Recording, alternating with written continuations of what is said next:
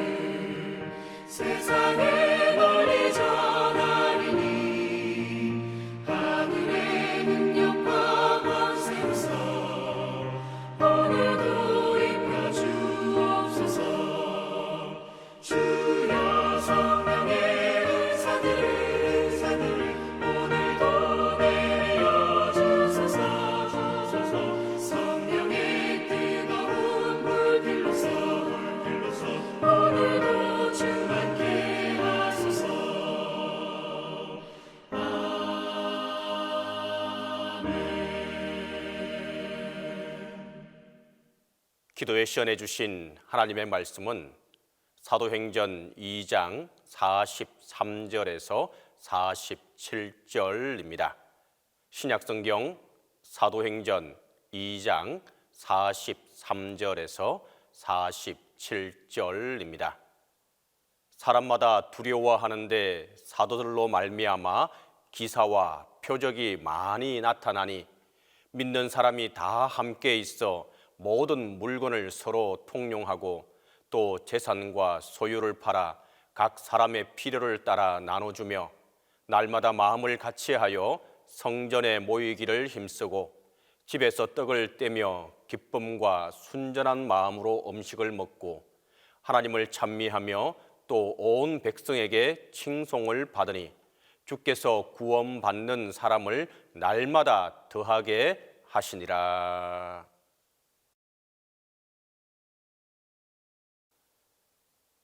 오늘 본문 바로 앞절인 42절에 다음과 같이 기록하고 있습니다. 그들이 사도의 가르침을 받아 성령을 체험하고 이제 은혜를 받은 사람들은 그 다음은 과연 무엇을 해야 할까요? 첫째는 바로 이 말씀과 같이 하나님 말씀을 또 가르침을 받는 일입니다.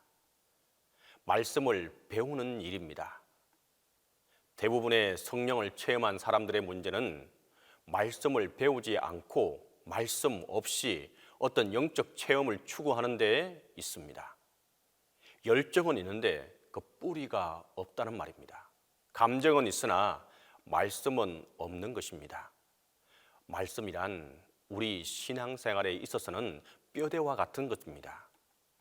말씀은 우리 신앙생활에 있어서 뿌리와 같은 것입니다. 그렇기 때문에 말씀이 없는 신앙생활이란 열매 없는 무성한 나무와 같습니다. 그래서 어떤 사람을 보면 겉으로는 자랑할 것이 참 많아 보입니다. 신앙 경력도 직분도 괜찮습니다. 체험도 있습니다. 그런데 가만히 보면 말씀이 부족합니다. 말씀이 없습니다. 자기 경험으로만 이야기하고 실제로 성경이 말씀하고 있는 바른 신앙이 없다는 말입니다. 굉장히 위험한 신앙생활을 하고 있는 것입니다. 무엇보다도 신앙과 삶이 연결되어 있어야 합니다. 말씀 중심의 신앙으로 다져져 있어야 합니다. 그래서 무엇보다 우리 교회가 강조하는 것이 말씀을 듣고 읽는 것입니다. 그리고 기도 모임에 적극적으로 참여하여 온전히 기도하며 나아가는 것입니다. 다시 말씀드립니다. 중요한 것은 말씀입니다. 하나님의 말씀에 기초한 신앙, 그것이 바로 올바른 성령 받은 사람의 생활이고 올바른 신앙의 모습입니다. 초대교회 성도들은 서로 또 교제하며 나눔을 이어갔습니다. 그들이 사도의 가르침을 받아 둘째 서로 교제하고라고 되어 있습니다. 말씀은 하나님과 인간 관계에 세워주는 일입니다. 교제는 인간과 인간과의 관계를 바로 세워주는 일입니다. 교제한다는 말은 그리스도 안에서 형제 자매가 된 성도들이 서로 마음을 터놓고 대화를 하며 다른 사람들에게 관심을 갖기 시작했다는 말입니다. 왜 그렇게 했을까요? 다름 아니라 하나님의 사랑을 체험했기 때문입니다.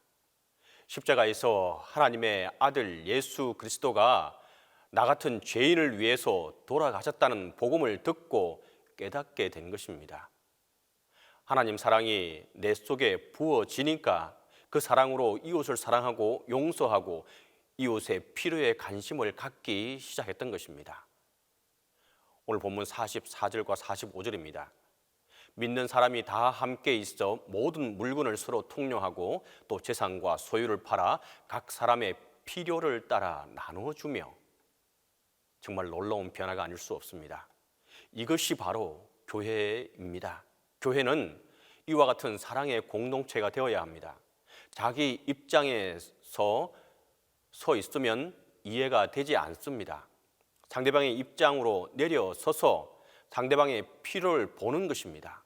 내가 먼저 찾아가서 내가 먼저 용서하고 내가 먼저 이해하고 내가 먼저 관심을 갖고 상대의 필요를 채워주는 것입니다.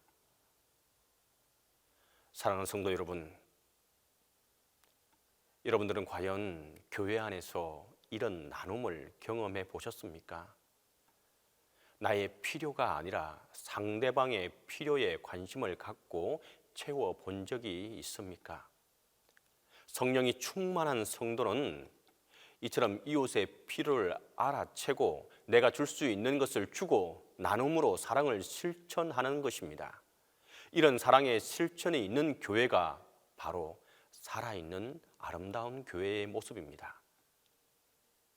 오늘 본문 계속해서 46절입니다. 날마다 마음을 같이하여 성전에 모이기를 힘쓰고 집에서 떡을 떼며 기쁨과 순전한 마음으로 음식을 먹고. 교회의 생명은 또한 모임에 있습니다. 왜냐하면 교회는 개인이 아니라 단체요, 다수가 아니라 복수요, 그리고 소수가 아니라 다수이기 때문입니다. 교회는 세상을 비추는 빛이 되어야 합니다. 하나님의 빛은 많은 곳을 밝게 비출 수 있습니다. 여러 개의 빛이 함께 비칠 때 그곳은 밝게 비춰지게 되는 것입니다. 히브리서 10장 25절은 또 다음과 같이 말합니다. 모이기를 패하는 어떤 사람들의 습관과 같이 하지 말고 오직 권하여 그 날이 가까움을 볼수록 더욱 그리하자. 성도 여러분, 요즘처럼 바쁜 시대는 없었을 것입니다. 아이들부터 어른까지, 특히 직업을 갖지 않은 어른들이 더 바쁩니다. 그러니 교회에 나오는 것이 참 쉽지 않은 세월입니다. 다시 말하면 예배에 우선순위를 두지 않으면 모든 일정의 맨 뒤로 갈 수밖에 없다는 것입니다. 그러므로 교회에 못 나오는 이유는 한없이 많아지고 있습니다. 초대교회는 날마다 마음을 같이하여 성전에 모이기를 힘쓰고 집에서 떡을 떼며 기쁨과 순전한 마음으로 음식을 먼저 먹었다고 말합니다. 초대교회 교인들의 공식적인 모임은 회당이나 성전에서 모였고, 성도 간의 교제는 구역처럼 각 개인들의 집에서 소규모로 이루어졌습니다. 이처럼 오순절 성령 강림 이후에 그 많은 사람들이 모일 수 있는 장소는 성전밖에 없었을 것입니다. 그리고 그렇게 모이는 대규모 공동체와 함께 진정으로 교제하고 마음을 나눌 수 있는 소그룹 모임으로 가정에서 또한 이어지게 되었을 것입니다. 47절입니다. 하나님을 찬미하며 또 온 백성에게 칭송을 받으니 주께서 구원받는 사람을 날마다 더하게 하시니라. 하나님을 찬미하며, 하나님을 찬미하며, 이것이 교회를 세우신 하나님의 목적입니다. 하나님을 찬송하라는 것입니다. 하나님의 영광을 드러내라는 것입니다. 그리고 온 백성에게 칭송을 받으랍니다. 왜 그렇습니까? 교회는 세상과 다르기 때문입니다. 이기적인 사람들로 가득 찬 세상과 교회는 달라야 합니다. 교회는 서로의 아픔을 감싸주고 상처를 싸매주고 용서하고 이해하고 존중하는 사랑이 말로만 이루어지는 것이 아니라 행함과 구체적인 실천으로 보여주는 것입니다. 여러분이 세상 사람과 다른 것이 무엇입니까? 근본적인 것은 내 안에 예수님이 나의 주로 계신다는 것입니다. 또한 우선순위가 달라야 합니다. 말과 행동이 일치해야 합니다. 자기 것을 먼저 챙기고 자기 욕심을 챙기기보다 이웃의 필요를 먼저 생각하고 그 필요를 위해 자기를 내어놓을 수 있기를 바랍니다. 이웃의 어려움을 듣고 내가 도울 수 있는 것이 무엇인가를 찾아볼 수 있는 자가 바로 하나님이 원하시는 자입니다. 어려움을 겪고 있는 이웃을 찾아가 격려하고 기도해 줄 수 있는 자를 찾고 있습니다. 이런 사랑이 우리 가운데 충만할 수 있기를 간절히 바랍니다. 이렇게 할 때에 주께서 구원받는 자를 날마다 더하게 하셨다라고 말합니다. 내가 아니라 주께서 더하게 하셨습니다. 이것이 바로 초대교회의 모습이었습니다. 성령의 도우심을 구하고 또 성령의 은혜를 입어 주님이 원하시는 교회 공동체를 만들어가는 저와 여러분들이 다 될 수 있기를 간절히 바랍니다. 함께 기도하도록 하겠습니다. 첫 번째로 나의 필요가 아닌 상대방의 필요를 채워줄 수 있는 자가 되게 해달라고 기도하겠습니다. 두 번째로 교회 안에 온전한 교제가 이루어질 수 있게 해달라고 기도하겠습니다. 세 번째로 동신교회와 담임 목사님을 위해서 함께 기도하겠습니다. 함께 기도합니다. 사랑과 은혜가 많으시고 좋으신 아버지 하나님, 은혜와 사랑을 감사하고 감사합니다. 오순절 성령 강림의 사건이 진정으로 오늘날 우리의 모습에도 함께 할 수 있도록 주님께서 성령께서 함께해 주시옵소서. 하지만 주님, 성령의 체험으로 그치는 것이 아니라 우리가 계속해서 하나님의 말씀에 귀 기울이고 말씀을 읽고 묵상하며 하나님의 뜻이 무엇에 있는지를 바로 깨우쳐 알아가는 저희들 될 수 있도록 성령께서 함께해 주시옵소서. 그리하여서 바른 뿌리를 내리고 말씀에 바른 뿌리를 내리고 하나님의 말씀에 귀 기울이며 성령의 도우심을 받고 나아가는 저희들 되게 도와 주시옵소서. 주님, 또한 간절히 바라고 기도하는 것은 우리가 서로 교제하며 나눔의 실천을 이어갈 수 있도록 하나님께서 함께 하시고 성령의 도우심이 함께하게 도와 주시옵소서. 진정으로 나의 필요가 아닌 상대방의 필요를 볼 수 있도록 또한 그런 눈을 우리에게 열어주시고 함께해 주시옵소서. 그리하여서 진정으로 우리의 나눔이 상대방의 필요가 될 수 있도록 하나님께서 함께 하시고 도와 주시옵소서. 내가 먼저 관심을 갖고 상대의 필요를 채워주는 우리가 될 수 있도록 성령께서 함께해 주시옵소서. 또한 주님, 우리와 이와 같이 했을 때에 주님께서는 날마다 마음을 같이하여 성전에 모이기를 힘쓰고 집에서 떡을 떼며 기쁨과 순전한 마음으로 음식을 먹었다고 오늘 성경은 말하고 있는 것을 보게 됩니다. 주님, 진정으로 우리가 하나님 안에서 참 교제와 참 나눔의 삶이 교회 안에서 온전히 이루어질 수 있도록 도와주시옵소서. 이와 같이 했을 때에 주님께서는 믿는 자들이 더욱더 많아질 것을 우리에게 말해주고 있습니다. 우리의 모습이 믿지 않는 자들에게 온전히 빛의 모습으로 비추어질 수 있도록 도와주시옵소서. 그래서 그들이 우리의 말과 행동을 보고 진정으로 교회로 하나님을 알아가는 우리가 되게 도와주시옵소서. 주님, 이 시간 동안 간절히 바라고 기도하는 것은 동신교회를 위해서 기도합니다. 주님, 동신교회에 성령의 불이 함께하게 도와주시고 성령의 은혜가 함께하게 도와주시옵소서. 그래서 오늘 말씀과 같이 온전한 교제와 나눔이 있는 그 실천이 있는 아름다운 교회가 될 수 있도록 주님이 원하시는 아름다운 교회로 든든히 서가게 도와주시옵소서. 주님, 또한 간절히 바라고 기도하는 것은 담임 목사님 연휴간에 강건케 도와주시고 또한 모든 일정을 잘 마무리하고 돌아올 수 있게 하신 것 감사하고 감사합니다. 주님, 이제 목회하시 나갈 때에 주님의 은혜와 사랑이 함께하게 도와주시고 건강에 건강으로 채워주시고 하나님의 은혜와 사랑이 함께하게 도와주시옵소서. 이 모든 말씀을 주시옵소서. 이제는 주님께서 가르쳐주신 기도로 기도해 마치도록 하겠습니다. 하늘에 계신 우리 아버지, 아버지의 이름을 거룩하게 하시며 아버지의 나라가 오게 하시며 아버지의 뜻이 하늘에서와 같이 땅에서도 이루어지게 하소서.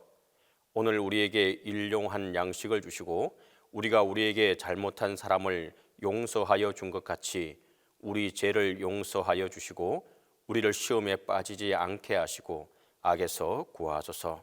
나라와 권능과 영광이 영원히 아버지의 것입니다.